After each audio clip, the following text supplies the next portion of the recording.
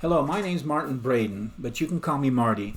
Let me share my reason for starting this channel and why I named it An Atheist Delusion, a Latter-day Saints perspective on Richard Dawkins' anti-theist, anti-Christ book, The God Delusion. As a lifelong member of the Church of Jesus Christ of Latter-day Saints, which is more commonly known as the Mormon Church, I found myself accepting the invitation to read a book written by the world-renowned evolutionary biologist and atheist Richard Dawkins. It was called The God Delusion. That was a little more than 2.5 years ago. It was my feeling that by reading it, I would be able to come from an authentic position of understanding where I could validate the many perspectives and questions a particular family member had been asking me about. They had feelings that were quite disturbing regarding God and many of the perspectives I had as a Latter-day Saint. Their questions and doubts had in fact brought them to the point where they were experiencing cognitive dissonance. And so much so that their faith was spiraling into a full-on faith crisis. Anyway, as I began to read Dawkins' book, The God Delusion, I would write down the thoughts that came to me, as well as the beginnings of the answers to the questions that I had. There were many questions and accusations that Richard Dawkins had been giving in his Antichrist book. And it wasn't long before I realized that I was actually writing the meat of a book manuscript. A book that would ultimately become my response to Dawkins' anti-theist, anti-Christ claim that God does not exist. Of course, my answers were coming from my perspective as a theist, as a Latter-day Saint, and not from the atheist point of view. At that moment, I decided to change gears and started taking notes and doing research from the perspective that I was now writing a book, and that I would be making my response to Richard's questions and accusations he put forth in his book, The God Delusion. And so together, his perspective and my perspective became the manuscript for what I later titled An Atheist Delusion. This experience was the motivation behind my writing my book, as well as my starting this channel. My channel has two purposes. The first purpose is to introduce you, my viewers and subscribers, to my book, An Atheist Delusion. And my second purpose is to give each of you the opportunity to express your thoughts, your perspectives, and to ask your questions that you have as we go through the process of reviewing each of its chapters and topics. Each video podcast will be a short 15 minutes or so video where I will review a specific chapter's topic from the book. At times I will also include an answer here and there to questions that you as my viewers and subscribers ask in each video podcast comment section. My heartfelt thoughts behind my channel can be found in the Old Testament of the Bible, from the book of Isaiah. It's found in chapter 1, verse 18, which simply says, "Come, let us reason together." I must say that I don't know how many of these 15-minute videos it's going to take to get through the entirety of my book, but as we review the entirety of the book, we will have covered every last one of the arguments made by Richard Dawkins in his book, The God Delusion.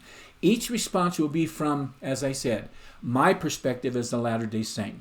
And so I'm pretty confident that it's going to be enjoyable and quite possibly a transformational experience for many of you. I promise you that as we reason together, we will have very interesting and informative discussions along the way. And I hope that as you watch these short video insights, they will take us deep into the provocative topics that are found in An Atheist Delusion. And I promise that you will come away with your mind having been stretched beyond where it was when you first began watching video podcasts from my channel. I invite you to leave any comments you feel would add value to each of our topic discussions down in the comment section below this video. The only thing I ask of you is that if you participate in our discussions, is that you avoid being contentious and disrespectful to me and towards anyone else who decides to share their personal heartfelt perspective. I say this because all perspectives will be valued by this channel, religious ones or otherwise. And lastly, I hope that you will feel free to ask any question that comes to your mind that you would like further clarification on, and I will do my best to respond to them as quickly as I'm able. That said, as part of this introductory video podcast, I'm going to do my first book review topic by reading the preface I wrote at the beginning of my book. Let me find that. Okay. Preface. Living in our ever-darkening world with its multiplicity of complexities and competing voices, it's hard to discern which of all the voices speaks the truth. and which ones are deceptions. Learning how to discern one voice from another is vital to one's survival, happiness, and joy. After reading Richard Dawkins' book, The God Delusion, it became clear to me that Richard's voice is one of the louder voices of deception out there. He may seem to be right at first, but once you've taken his quasi-gospel of atheism pill, it soon takes you down the destructive road of blinded hopelessness, leaving you void of any eternal purpose. So, I decided to write an Atheist Delusion in the hope that its pages will bring you, my readers, a greater understanding of why I believe my Latter-day Saints perspective is a voice of truth and hope crying out from the wilderness. It's the voice I have followed the entirety of my life. It's been a voice of peace and guidance and a source of comfort throughout my life. As a member of the Church of Jesus Christ of Latter-day Saints, I have a unique perspective on all the big questions of life. Once I learned how to discern this voice from the deafening voices clamoring for our attention, I made it the guiding light in my life. As a result, I now enjoy its delicious fruits of happiness, joy, and total peace of mind. My goal in writing my book was to give you, my readers, well-informed and highly endorsed reference legs of evidence for building out a solid circular table stand that will steadfastly support your table of belief so you can firmly place your faith upon it. Wherever your belief cursor currently sits on Dawkins' percentage of probability spectrum, it will begin to move closer and closer towards the 100% marker that says God exists, as I provide you with reference leg after reference leg of evidence. All the while I'm dissecting each of Dawkins' 10 chapters of anti-theist, antichrist dogma. By the end of my book, your belief cursor will have landed solidly on the 100% God exists marker, or very close to it, because your circular table stand will have been filled out with hundreds of reference legs, each stabilizing your table stand to the point where you will enjoy absolute confidence that your table of belief is now unshakable. In other words, your table of belief will no longer wobble, nor will it be prone to collapse under the weight of doubt. Any sense of uncertainty or cognitive dissonance you may be suffering before reading my book with its accompanying doubts will have simply faded away like the hoarfrost. And your faith in God's existence will have grown ever so closer to perfect faith in God's existence. In contrast to Dawkins' objective for writing his book, it being to promote the quasi-religion of atheism, my objective is to make popular the opposite perspective to his anti-theist, antichrist perspective. Dawkins' perspective, in part, comes from the teachings of his quasi-prophet Charles Darwin.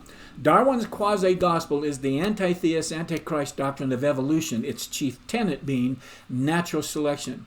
My perspective on Dawkins' book will provide you, my readers, with reasonable, well-informed, and highly endorsed reference legs that you can add to your own circular table stand of evidence to help support the belief that God exists. My Latter-day Saint perspective will show you exactly why evolution is a false, pernicious, anti-theist, antichrist doctrine. It will also show you why I say that some of evolution's adherents have deliberately put forth false, deceptive interpretations of the data collected regarding man's origin, all in the hope that you and I will dismiss the living God's pure gospel and accept their false God of global, secular humanism. It's my hope that you, my readers, will weigh the perspective against the unproven interpretations offered up by Richard in his faulty attempt to disprove the God hypothesis. I ask that you honestly consider whether or not my perspective has the ring, feeling, and spirit of truth that stirs one's heart when it's presented to us. It's also my hope that you'll recognize this ring of truth for what it is, the Spirit of truth, delivered by the Spirit and authority of the Holy Ghost, whose role is to manifest and testify the truthfulness of all things to our hearts. This voice I speak of is the still small voice, even the voice of God spoken of in the Scriptures. On the other hand, if my perspective leaves you feeling a stupor of thought in your heart and mind, then set it aside and let it go. Only you can decide if it feels right to you or not. I like what mathematician John Lennox said to his readers in the preface to his book, God and Stephen Hawking, where he said, and I quote, "I have confidence in my readers' ability to follow an argument to its conclusion.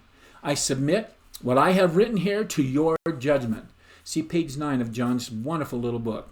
That's the end of the quote. It is my hope that by the time you finish reading my book, or quote, I go through it with you here on this podcast, and you finish writing down each and every one of the reference legs of diverse evidence I'll provide you throughout my book, each pointing to the existence of God, you will have come to the realization that it is Mr. Dawkins and not I who is suffering from a delusion, even an atheist delusion.